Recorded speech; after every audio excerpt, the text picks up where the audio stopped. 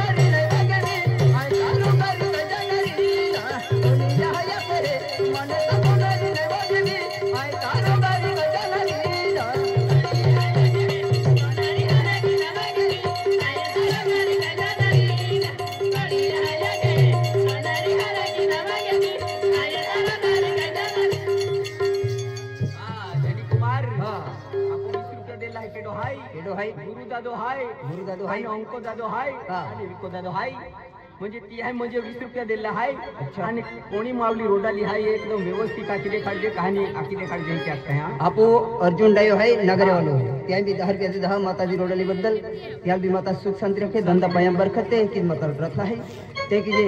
कोणी यह कहानी आखी दिखाऊ हूं कान पड़ी न ले ए रजिला भाई अरे देखे ये कोणी यहां खोला भी बेरा है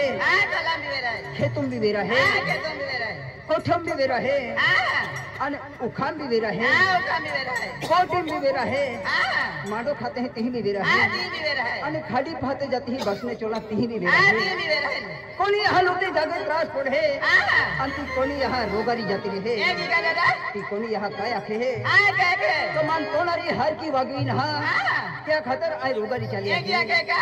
आदि कोनी यहाँ रोगारी जाती रहे दादा ये रोगारी जाहे तो लाऊला कहे की लाउला के की बोल मालूम ना मालूम है देख रहे जिला भाई दादा कोनी यहाँ लाऊला कहानी तो लाखी दिखाऊं ए आके देखो जन के अना सावा वयना मोही बलनी बलने कबू न कोनी मगन बुलाना सावा वयना मोही बलनी बलने कबू न कोनी मगन बुलाना